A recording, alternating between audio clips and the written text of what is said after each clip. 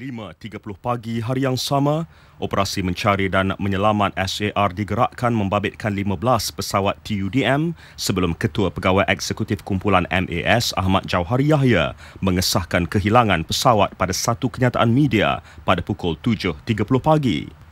9 Mac, radar tentera menunjukkan kemungkinan sebuah pesawat yang tidak dikenal pasti melakukan air turn back. Kawasan pencarian diperluas di Laut Cina Selatan dan Selat Melaka. Ketua Pengarah DCA, Datuk Azharuddin Abdul Rahman mengesahkan hanya 2 penumpang yang menggunakan pasport palsu Itali dan Austria menaiki pesawat berkenaan. 10 Mac, Perdana Menteri Datuk Seri Najib Tun Razak berikrar kerajaan akan melakukan yang terbaik dalam operasi mencari dan menyelamat MH370. 11 Mac, misteri 2 penumpang terjawab apabila polis diraja Malaysia PDRM dan ibu pejabat Interpol mendedahkan identiti mereka iaitu warga Iran yang dikenali sebagai Puria Nur Muhammad Merdad 19 tahun dan Dilawar Said Muhammad Irza 29 tahun.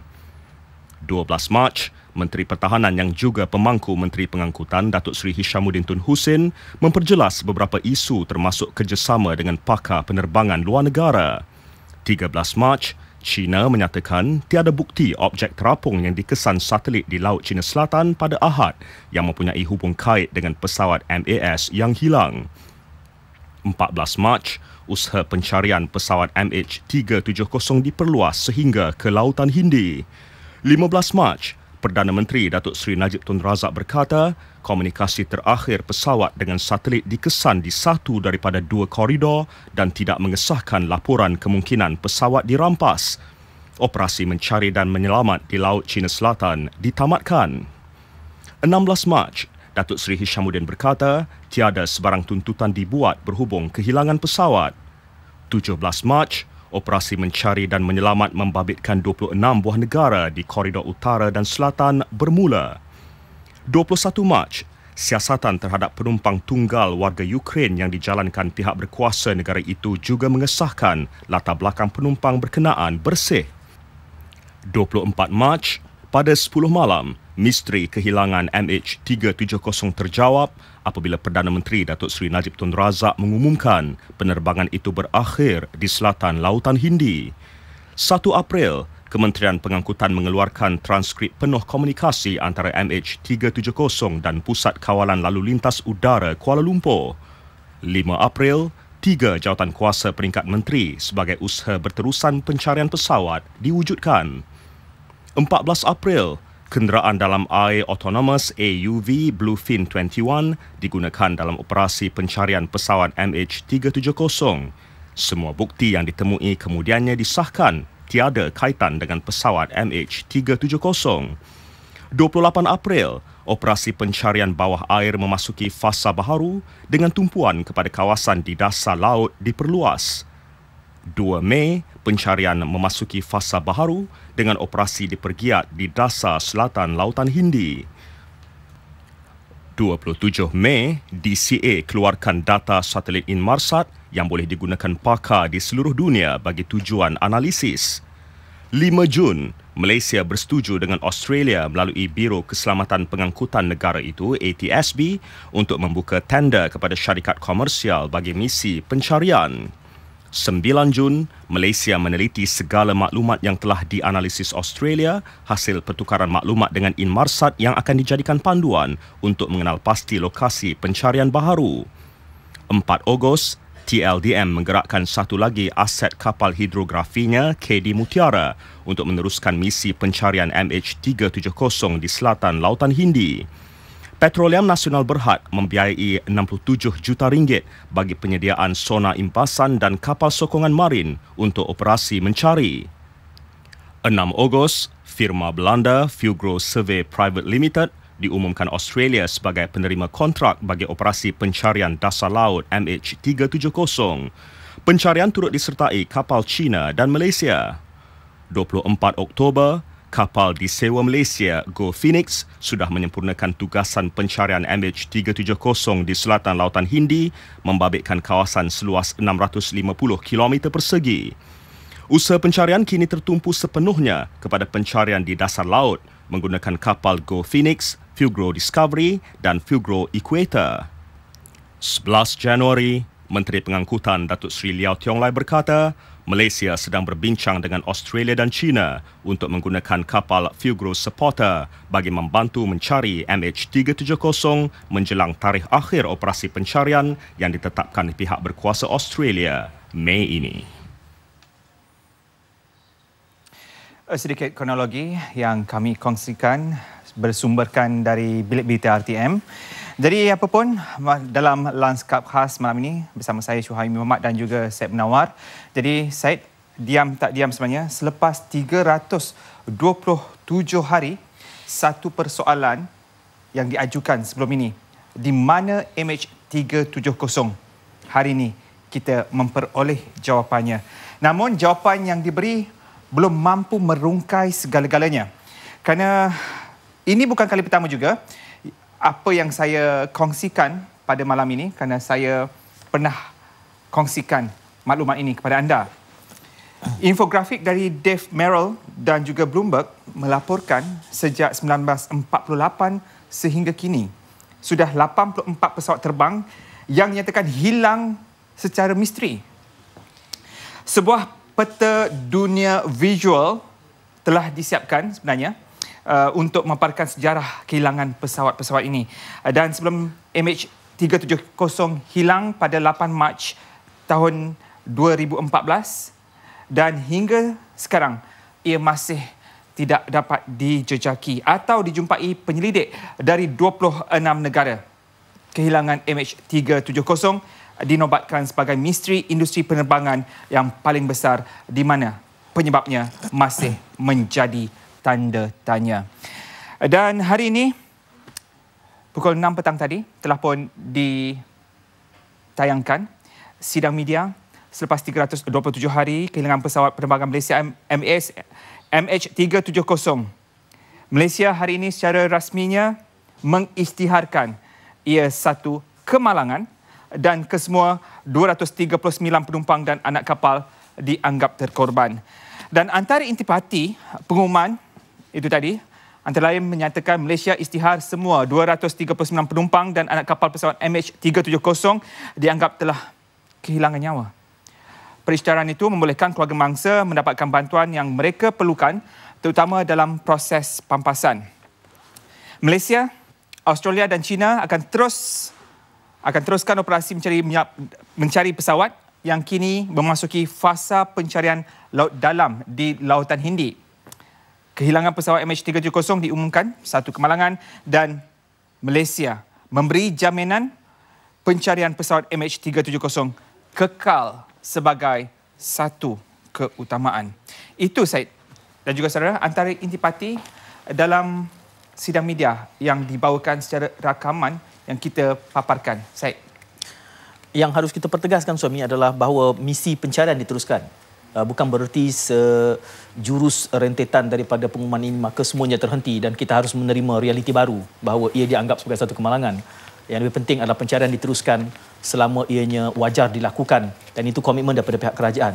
Dan yang juga harus difahami perkara keduanya implikasi ataupun perkara yang merentet selepas pengumuman ini adalah apa yang akan dilakukan. Justru saya terfikirkan bahawa ini adalah fasa baru. Tetapi istilah fasa itu pula memberikan gambaran konotasi yang lain pula. Seolah-olah misi pencarian itu pada fasa baru. Fasa masih lagi fasa recovery dan masih lagi sedang berlangsung.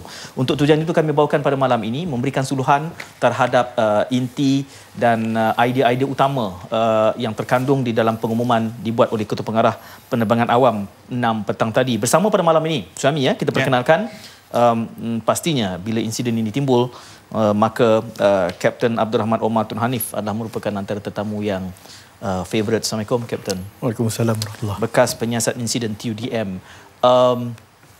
Ini sewajarnya diumumkan kerana ia merupakan suatu building block untuk langkah berikutnya. Kapten bersetuju?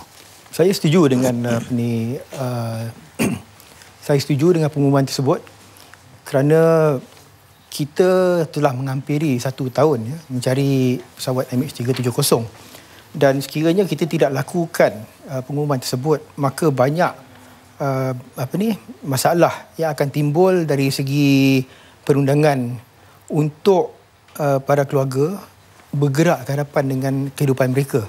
Mungkin sukar ya untuk mereka menerima kenyataan tersebut, tetapi pengumuman tersebut, ya, deklarasi tersebut akan membenarkan mereka untuk mendapatkan pampasan yang sewajarnya di atas kehilangan orang yang tersayang. Ini bukan erti proses lepas tangan, ya, kerana komitmen kerajaan adalah merupakan untuk meneruskan pencarian. Ya, kalau kita lihat pada dalam pengumuman tersebut, kerajaan juga telah menyediakan satu laman web mh370.gov.my yang menerangkan proses pencarian, menerangkan berkenaan dengan proses penyiasatan dan langkah-langkah yang boleh diambil oleh keluarga mangsa untuk mendapatkan bantuan dan pampasan-pampasan yang tertentu. Dan ini merupakan satu langkah yang baik dari segi kerajaan daripada kerajaan untuk membantu selain daripada meneruskan pencarian tersebut. Kapten, pada sisi yang sama juga, pengumuman ini adalah merupakan satu perkara yang bertujuan mematuhi Convention Chicago lampiran 12 dan 13 itu. Tidak ramai yang memahami implikasi pematuhan itu dalam konteks isu menangani insiden yang sebegini. Kalau boleh diberikan sedikit pencerahan kepada penonton. Okey, lampiran 12 kepada Convention ICAO tersebut sebenarnya adalah berkenaan dengan deklarasi kehilangan pesawat dan juga prosedur mencari dan menyelamat. Dia ada disebut di situ dalam bahagian 5.5.1, 5.5.2 di mana pencarian apabila telah menjadi buntu, ya, tidak terjumpa mana-mana bahagian ataupun tidak terdapat mana-mana mangsa yang mungkin terselamat, maka peringkat search and rescue, mencari dan menyelamat itu boleh ditamatkan. Okey, dan seterusnya ianya pergi kepada fasa search and recovery, iaitu untuk mencari dan mendapatkan baliklah mangsa-mangsa dan juga pesawat. Yang itu yang sedang berlaku sekarang dan masih lagi berlaku dan akan terus berlaku walaupun deklarasi ini telah dilakukan. Lampiran 13 adalah lebih kepada tanggungjawab negara-negara yang terlibat, ya, seperti apabila kita mendapat kepastian data bahawa ianya hilang di lautan Hindi berhampiran dengan Australia, maka Australia akan menjadi state of occurrence, iaitu negara di mana kejadian tersebut berlaku. Ya, macam MH17, Ukraine adalah state of occurrence. Jadi dia akan bertanggungjawab untuk menjalankan operasi penyiasatan dan sebagainya. Manakala kita sebagai state of operator dan juga state of owner dan sebagainya membantu. Kita boleh lead, tetapi tanggungjawab tersebut lebih kepada state of occurrence untuk menjalankan. Ya.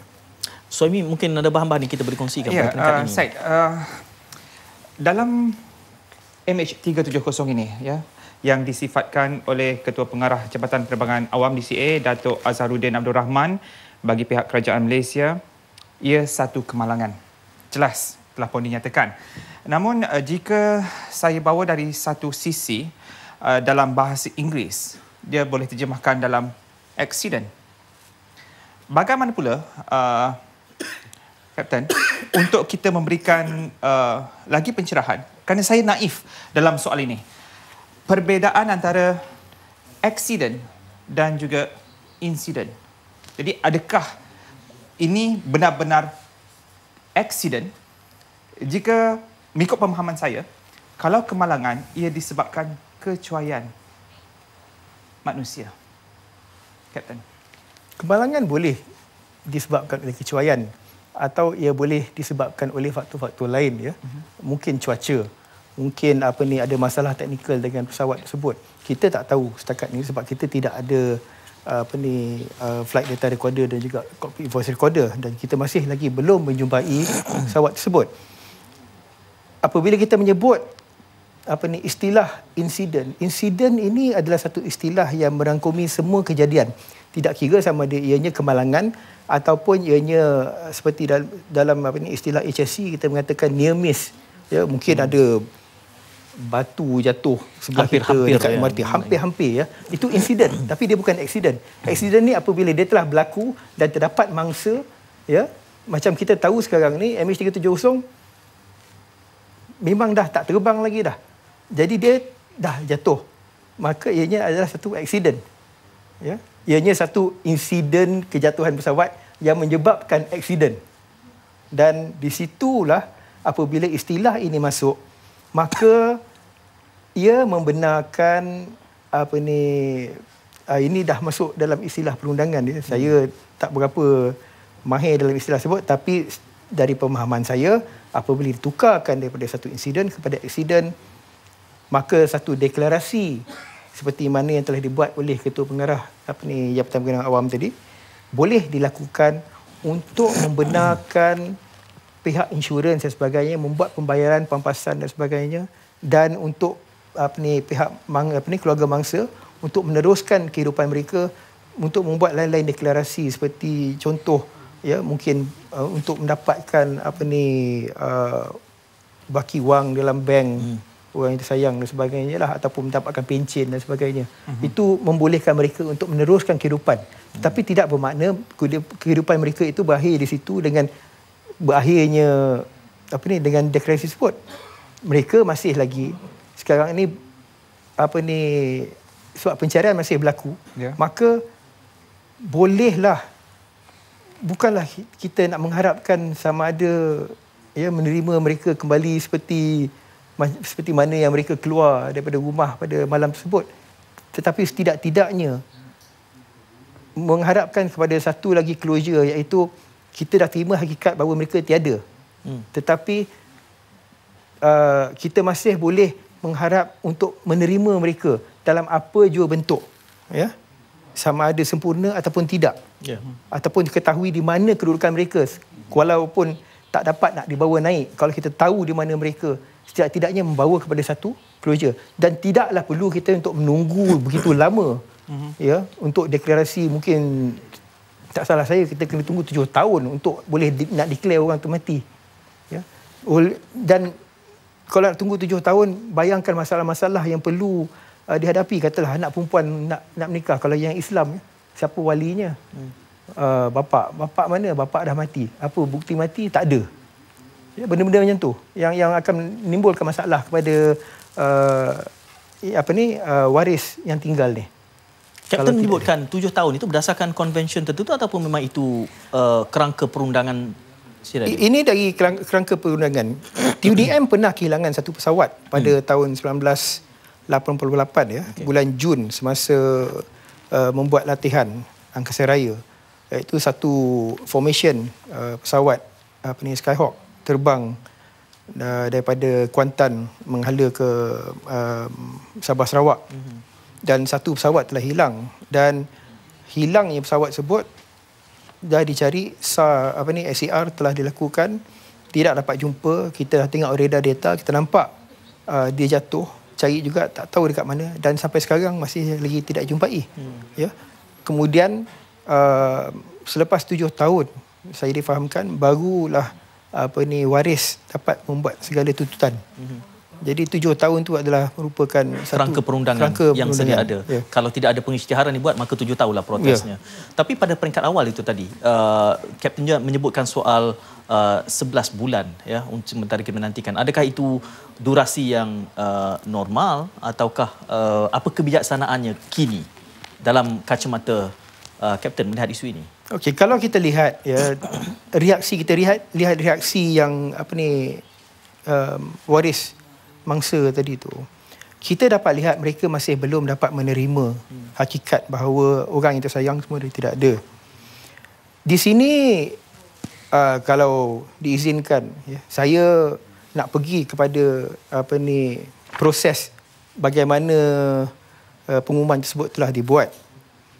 Pada saya, sepatutnya next of kin, ya, waris-waris ni sepatutnya telah diberitahu terlebih dahulu, ya, berkenaan dengan apa langkah seterusnya dan apa akibat jika tidak dilakukan langkah ini, dan apa manfaat yang boleh mereka perolehi daripada deklarasi bahawa pesawat ini telah pun hilang, loss, ya. Itu tidak berlaku. Maka berlakulah rasa tidak puas hati dan sebagainya. Sebab pada diorang baru 11 bulan. Kenapa cepat sangat nak isytihar? Ya. Ya. Dan Kapten tweet tentang ini. Ya, saya ada tweet berkenaan ini. Saya tweet kepada Menteri Pengangkutan, saya tweet kepada Ketua Pengarah DCA. Saya ada cakap apa langkah-langkah yang sepatutnya telah dilakukan sebelum membuat deklarasi tersebut. Ya, tweet itu bertujuan untuk cadangan Kapten agar managing perception itu dapat dilakukan dengan lebih baik. Soalnya ada pemanggil yang menanti. Ya, seperti apa yang dinyatakan oleh Kapten tadi juga dimuat naik di dalam Malaysia Kini yang dinyatakan MH370 waris berang disuruh tonton TV. Sepatutnya seperti yang dinyatakan oleh Kapten, waris sepatutnya diberitahu terlebih dahulu. Dan juga dinyatakan oleh Kapten tadi, adakah benar sebab Kapten juga menyatakan keputusan yang diambil oleh pihak kerajaan ini terburu-buru. Hanya selepas 327 hari, sedangkan dalam konvensyen nyatakan dalam tempoh sebulan saja kita dah boleh announce, boleh kita umumkan tentang kehilangan pesawat ini. Jadi saya perlukan komen balas daripada Kapten kerana pada ketika ini ada seorang pemanggil di talian. Hello. Halo, Assalamualaikum. Waalaikumsalam. Siapa di talian? Saya Jerry daripada Langkawi, Kedah. Langkawi, Kedah. Okey, pendapat. Ya. Ingin berkongsi pendapat ataupun ada sesuatu pertanyaan diajukan kepada Kapten? Saya ingin berkongsikan sikit ya. Okey, terlebih dahulu boleh jauh daripada televisyen? Ya, dah jauh dah. Okey. Okey, bagi saya pendapat, saya rasa macam kes ARCL yang baru ni di Indonesia, dengan kecekapan dan teknikal yang ada oleh Indonesia, dapat trace dan dapat tempat yang mana jatuh kapal terbang tu. Ya. Tapi memandangkan dengan kes NS370 ni, saya nampak jangka panjang dan banyak liku-liku yang berlaku. Dan tak silap, mungkin ada satu konspirasi lah. Okay. Itu saya agakkan saya. Jadi saya perlukan penjelasan daripada panel lah. Alright. Mungkin apa sebab berlaku dan panjangnya perjalanan MH370. Okey, baik. Terima kasih Khairi. Itu persoalan juga yang diajukan oleh Khairi. Jadi jawapannya selepas kita berhenti berehat seketika dan kembali selepas ini.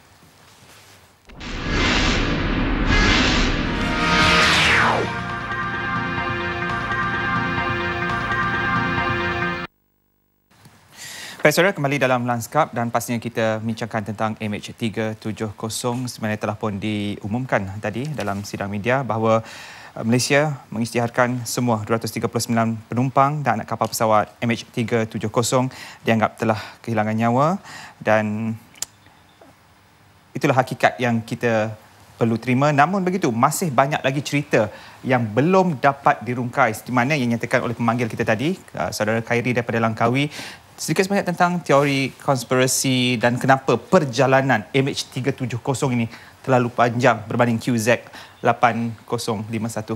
Kapten. Okey, kalau kita lihat dari segi kemalangan itu sendiri, QZ8501 adalah amat berbeza dengan apa yang telah berlaku kepada MH370. Yang pertama sekali, QZ8501 kita dapat lihat di mana jatuhnya. Ya, ada serpihan yang timbulnya, dan kedalaman pesawat tersebut pun taklah dalam mana, lebih kurang dalam 30 meter, iaitu lebih kurang dalam 90 kaki lebih sikit. Jadi tidaklah orang kata sukar sangat untuk mencari.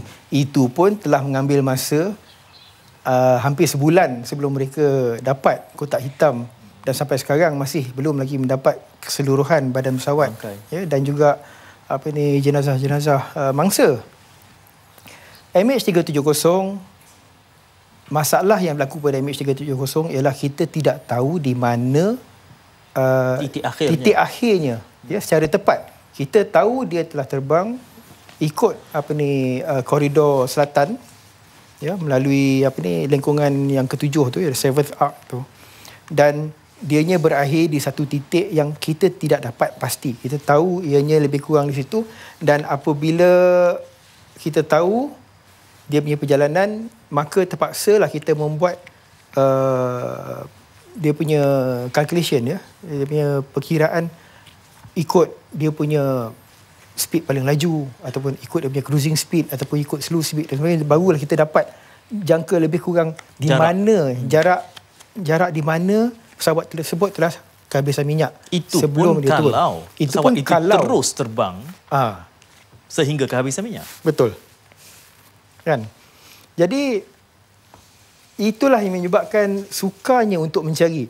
Dan pula ya, kalau kita lihat di lautan Hindi Selatan ni, tidak ada pesawat yang terbang di situ disebabkan dia tidak ada penerbangan terus. Kapal pun jarang-jarang sekali lalu terus daripada Australia Barat pergi ke Afrika Selatan sebagai contoh ya. Dia akan ikut atas belayar melalui barat Sumatera, ikut Teluk Bengal dan kemudian turun ikut Timur Afrika sampailah ke tu. Dia tidak akan pergi terus sebabkan jarak tu terlampau jauh dan apa sahaja yang akan berlaku pada kapal tersebut, sekiranya berlaku kecemasan, tidak dapat siapa pun datang menolong. Jadi itu sebab kawasan itu memang kosong, tidak ada apa di situ, melainkan kadang-kadang satelit dijatuhkan di kawasan itu sebab tak ada siapa akan lalu di situ. Jadi untuk nak mengatakan konspirasi itu, kalau kita fahamkan balik ya perjalanan dia, pada hari pertama apabila pesawat tu hilang ya, TUDM sendiri telah nampak pesawat tersebut pergi ke bahagian barat. Cuma tinggal lagi kita mengikut prosedur ICAO mengatakan kita perlu mencari di titik akhir yang nampak oleh radar DCA. Dan kita pergi mencari di situ. Hari yang pertama saya difahamkan kita memang dah tahu sebab hari pertama TUDM, TLDM dan sebagainya telah keluar di di sebelah barat Semenanjung, menghala ke kawasan Pulau Perak untuk membuat pencarian. Dan di sebelah timur kita dapat APMM dan sebagainya untuk pergi mencari di belah situ pula.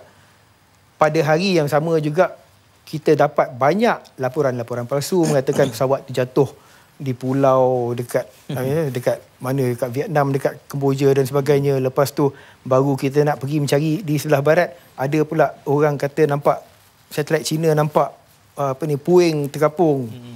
Pergi cari di situ. Dan akhirnya sampailah beberapa hari kita menghabiskan masa di situ, menghabiskan tenaga dan sebagainya di kawasan tu untuk mencari benda yang sebenarnya tidak ada. Sebab benda tu dah terbang ke belah barat. Sejauh mana barat dia terbang sampai dia hilang daripada kawasan pengawasan radar kita tidak tahu. Cuma tinggal lagi apa yang kita dapat ialah ping yang diberikan kepada satelit yang memberikan kedudukan dia dan menggunakan perkiraan dia bukan pada satu satelit, dia banyak satelit, dia buat triangulation. Jadi dia buat Doppler effect dan dia dapat perjalanan kapal terbang tersebut menghala ke Laut Hindi Selatan. Ya. Menariknya kerana apabila dikaitkan dengan teori konspirasi Encik Hairi tadi, ia menjadikan sukar kerana namanya pun konspirasi tanpa asas.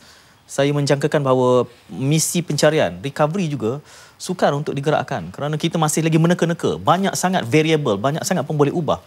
Justru bila timbulnya di dalam polemik kita ini teori konspirasi A, B, C, ia kebanyakannya sukar untuk kita justifikasikan kerana datang secara liar. Bagaimana Kapten letakkan ini? Okay, kalau kita lihat ya, konspirasi, ada satu cerita konspirasi yang paling famous, iaitu pesawat tersebut telah berada di Diego Garcia. Ya. Ya. Konon-kononnya disorokkan di bawah pengkalan udara di bawah tanah. Udara bawah tanah dan sebagainya.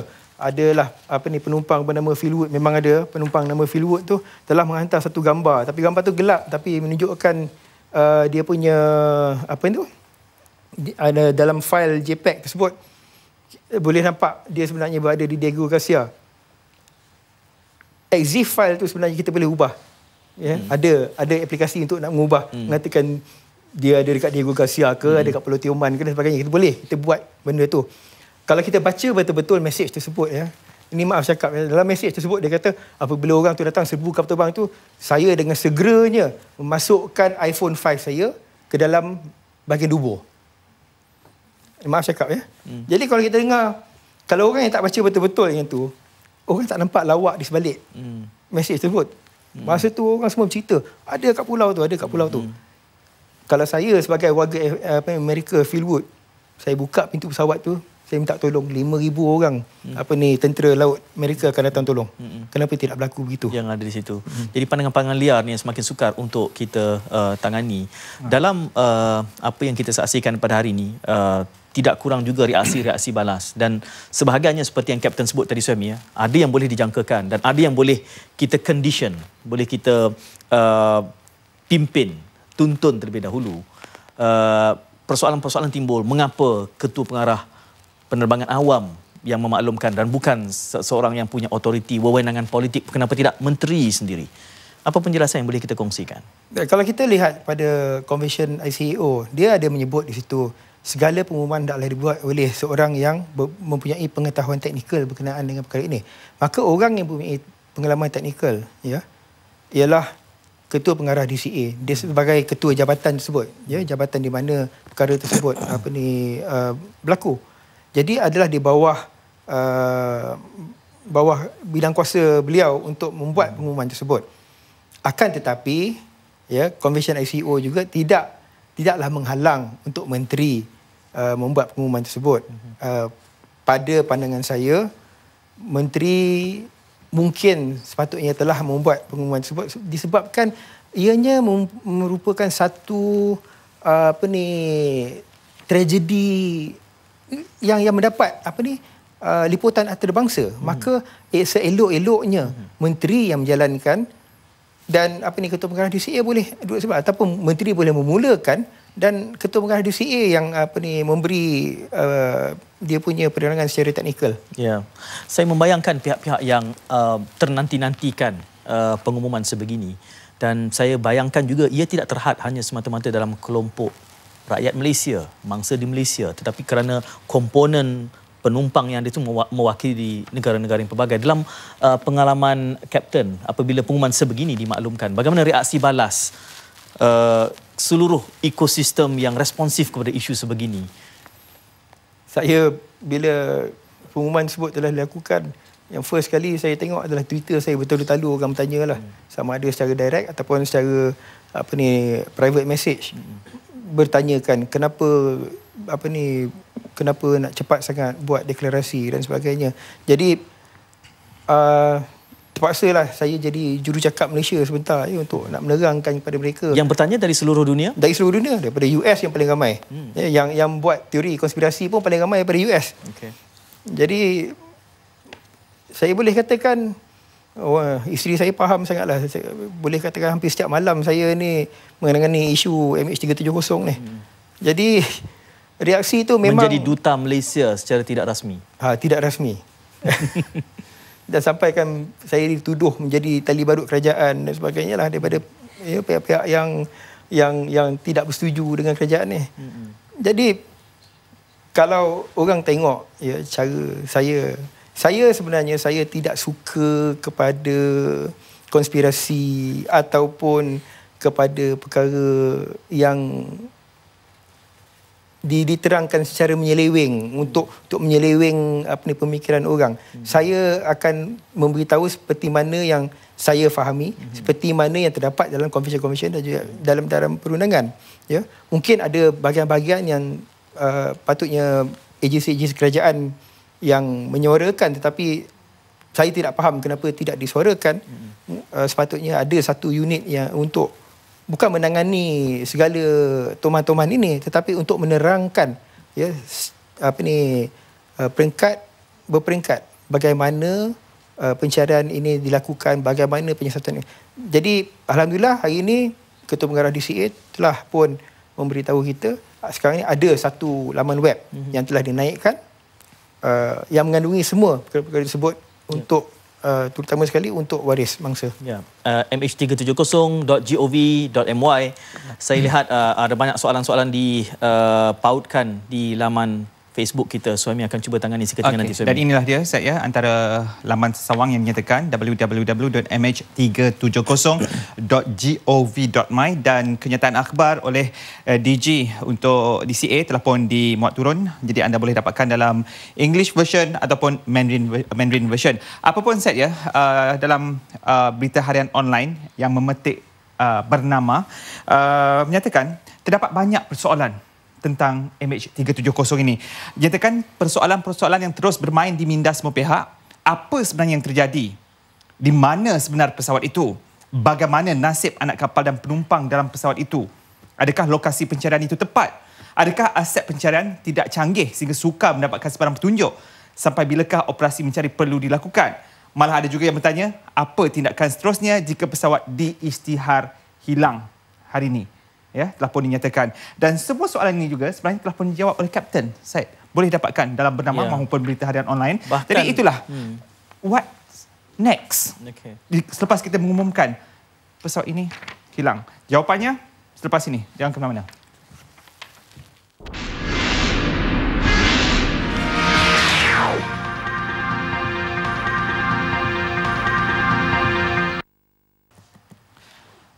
Baik, kembali saudara Lanskap dan anda boleh berinteraksi bersama kami 03228092, 0322809062. MH370 itu yang kami bicarakan pada malam ini. Dan rakan-rakan Facebook masih lagi mengajukan soalan seperti mana MH370 ini pada 327 hari yang lalu yang mana dikatakan hilang dari radar. Itu antara persoalan-persoalan yang dibawakan. Tapi yang lebih penting sekarang ni, kerajaan telah pun mengisytiharkan MH370 hilang. Apa next? Apa lagi, Kapten? Next, yang berlaku sekarang ni seperti mana yang telah diumumkan oleh kerajaan Malaysia, tadi pun telah ditweet oleh Menteri Pengangkutan bahawa pencarian tidak akan terhenti di sini. Pencarian akan terus dilakukan. Pencarian yang bagaimana? Sekarang ni kita telah masuk kepada pencarian fasa laut dalam. Sekarang ni mula-mula kita menggunakan tiga kapal ya, iaitu Go Phoenix, Fugro Discovery dan juga ada satu lagi. Dan kemudian baru-baru ni ya telah di satu lagi kapal telah tiba, iaitu Fugro Supporter ya, untuk melakukan bathyspheric survey. Jadi sekarang ini mereka perlu melakukan mapping, underwater mapping, ya, seabed mapping pada peringkat yang, pada kelajuan yang saya tiap-tiap malam saya tengok di Twitter progres kapal-kapal ni memang amat perlahan sekali. Ya. Jadi saya difahamkan setakat ini baru 20% daripada kawasan pencarian. Ia boleh disegerakan?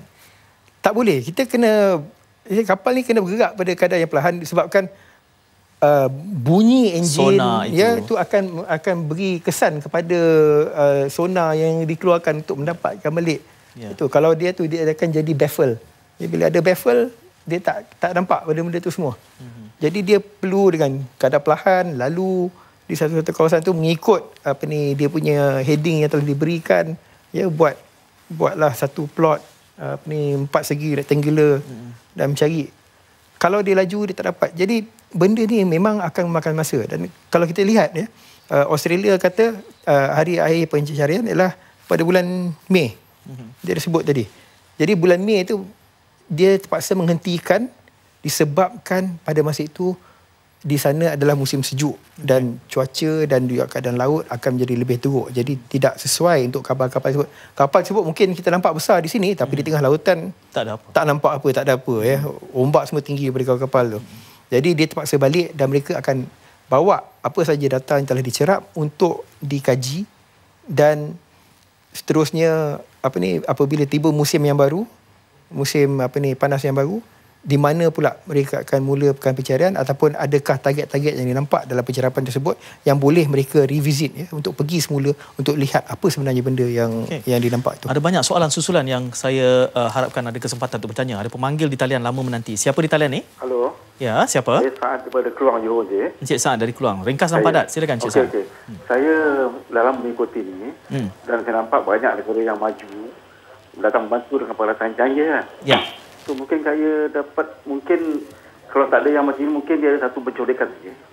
Okey. Penculikan sama ada yang makhluk asing ataupun macam mana kan. Ya. So saya kata itu kena ambil kira juga lagi. Baik, terima kasih Encik Saad. Okey. Itu pandangan. Itu satu lagi teori. Banyak, Yang sejauh mana boleh kita asas untuk kita bertindak daripada teori itu? Ataukah ini satu teori yang hanya kita perlu terima, kerana apa yang boleh kita lakukan kalau itu teorinya? Itu menjadi sukar untuk kita nak menjawab kalau dia melibatkan makhluk asing, sebab saya tak jangka kita ada kita memiliki, itu lebih sukar untuk kita justifikasikan. Kita boleh terima itu sebagai satu pandangan semata-mata. Mungkin satu pandangan boleh diterima. We leave it at that. Kapten sebutkan tadi soal durasi ini ya. Yang terbit pandangan ataupun persoalan daripada penonton adalah selama mana operasi recovery laut dalam itu dilakukan, maka selama itulah kos itu perlu ditanggung. Dalam konteks ini, ada yang bertanya, siapa yang akan menanggung itu? Setidak-tidaknya negara mana? Setakat ini yang saya difahamkan, ya, 3 negara sedang menanggung kos tersebut. Malaysia, negeri China dan juga Australia. Petronas juga dah membiayai, saya ingat dalam 60 lebih juta untuk kos peralatan dan sebagainya. Saya tak tahu bagaimana apabila tiba, bukanlah fasa baru, apabila tiba musim pencarian baru, sama ada bagaimana pengagihan kos tersebut, kita belum tahu lagi. Itu mekanisme itu akan dibincangkan di peringkat kerajaan lah, antara China, Malaysia dan juga Australia. Lama mana, saya rasa mereka akan teruskan selagi tidak dapat satu mapping sempurna kawasan pencarian yang telah yang telah dikhususkan, ya. Kawasan tersebut, selagi dia tidak habis mapping, dia tidak akan habiskan tidak akan tamatkan pencarian. Jadi apa yang berlaku selepas itu akan menjadi satu lagi persoalan, ya. Sama adakah kita akan membuat satu kawasan pencarian baru sekiranya kita tidak dapat mencari lepas tu, dan bagaimana pula dengan kos. Ya, itu perkara yang harus dipertimbangkan. Suhaimi, kita ada bahan yang boleh dikongsi? Ya, Syed. Ini apa yang saya petik dari utusan.com.my yang ditulis oleh rakan wartawan kita juga, Khairul Anwar Yahya. MH370, keluarga mangsa terus berharap. Jadi inilah, bila melibatkan emosi keluarga mangsa dan bila mana tidak dibenarkan, bila mana sidang media itu dibatalkan, dan banyak cerita di sebalik ini. Jadi sekarang ni soal reda untuk menerima hakikat bila mana pihak kerajaan memberikan peristiaraan bahawa pesawat MH370 ini hilang. Apa yang boleh kita berikan kata-kata semangat kepada 329 kaum keluarga yang berada di luar, termasuk di negara kita, malah di China, dan melibatkan beberapa negara lain? Kapten. Beginilah, pada pandangan saya, sebentar tadi saya sempat sembang dengan Syed Munawar berkenaan dengan pesawat-pesawat yang hilang. Ya. Kalau kita mengimbau kembali tahun 83 bulan Februari, kalau orang yang lebih kurang umur saya ni, 40-an ni, dia mesti ingat coklat Kandos. Ya, coklat Kandos ni, orang yang telah membawa coklat Kandos ni bernama Upali. Ya, seorang jutawan daripada Sri Lanka. Dia telah datang ke Malaysia untuk buat satu mesyuarat. Dan kemudiannya pesawat dia terbang daripada ketika itu lapangan terbang Kuala Lumpur berada di Subang, dan pesawat dia hilang di Selat Melaka, dijangka telah jatuh. Daripada tahun 83 hinggalah sekarang, ya, dah hampir 32 tahun sejak kehilangan beliau, pesawat tu masih belum dijumpai. Jadi kalau kita nak tunggu 32 tahun sebelum kita reda, amat sukar. Kalau kita tengok juga pada mangsa-mangsa tsunami 2004, ada yang sampai sekarang tak jumpa. Ya. Jadi reda itu menjadi satu, kita harus, ya, akan tiba satu masa yang kita terpaksa menerima hakikat yang orang yang pergi itu tidak akan kembali. Ya. Saya pun tahun 2013 adik saya meninggal. Mula itu sukar nak terima sebab saya baru bersembang dengan dia 3 jam sebelum dia meninggal. Sampaikan bila saya sendiri yang pangku dia letak dia dalam kubur dalam liang lahat tu, saya masih lagi tak boleh nak terima. Ya. Sehinggalah makan bulan jugalah barulah saya boleh macam terima yang dia dah tak ada. Tetapi memang dalam hati tu rasa macam ini semua satu mimpi yang buruk. Mungkin bila saya bangun tidur, mungkin kalau saya telefon dia masih ada lagi. Ya, tapi dia tidak ada. Jadi kita dari segi emosi ni memang suka nak kawal, sebab terutama sekali dalam keadaan ini, ya, bila tidak ada pusara untuk kita pergi untuk nak menziarah. Ya, bagaimana? Jadi kaum keluarga mangsa harus menguatkan diri, ya, dan kita cuma harapkan yang dia tidak berada dalam kesakitan apabila berlakunya apa saja yang berlaku kepada dia, ya, pada mangsa, kepada ketika itu. Itu je, kita boleh mengharapkan yang terbaik untuk tu, dan kita berdoalah untuk kesejahteraan mangsa. Bila tiba ke peringkat itu, suami yang memang tugasnya sukar kerana emosi itu tidak sentiasa berada dalam kerangka mampu dijustifikasikan. Yeah. Ditambah pula dengan di luar pelbagai pandangan balas, langit sudah terbuka. Jadi ini semua menimbulkan kekalutan emosi yang kadang-kadang tidak terbendung. Simpati kita cukup besar sebenarnya kepada mangsa. Namun apa juga yang berlaku pada hari ini, pada hemat saya, adalah perkara yang menurut landasan konvensyen dan peruntukan. Kita boleh memperdebatkan soal pengurusan persepsinya lemah. Itu kita boleh bincangkan. Bahkan kita juga boleh perdebatkan, suami, bila sepatutnya ini diisytiharkan. Namun keputusan harus dibuat, dan keputusan telah dibuat. Langkah seterusnya adalah melihat ini sebagai satu blok tindakan, dan kita harus terus melangkah ke depan untuk melihat bagaimana proses pampasan, ya, bagaimana tindak balas bagi pihak keluarga, dan juga bagaimana respon balas masyarakat dunia. Itu penting untuk kita. Saya menjangkakan ini bukan bual bicara yang muktamad untuk 370. Akan ada banyak perkara yang merentet yang harus kita tangani, dan bukan semata-mata dalam bual bicara, Kapten, ya. Ya, tidak. Platform untuk kita membalas ataupun membentuk pandangan awam ni banyak, Suhaimi. Jadi saya menjangkakan Suhaimi akan juga menjadi dia ulama banjir, saya sebut pun ni. Sebab setiap hari ikut udara untuk banjir. Jadi episod baru sebenarnya dibuka, Syed. Sebaik saja keputusan ataupun pembicaraan dibuat oleh kerajaan, dan pastinya akan membuka banyak lagi ruang-ruang cerita di sebalik MH370 ini. Ya, kita harus terus tabah kerana 2014 tahun yang sukar. Mudah-mudahan 2014 ini masih baru bermula. Kapten, terima kasih kerana bersama kami. Sama-sama. Kita jumpa lagi dalam kesempatan akan datang, Suami. Malam. Esok malam. Landscape, insyaAllah. Assalamualaikum. Salam muhibah. Kapten, terima kasih.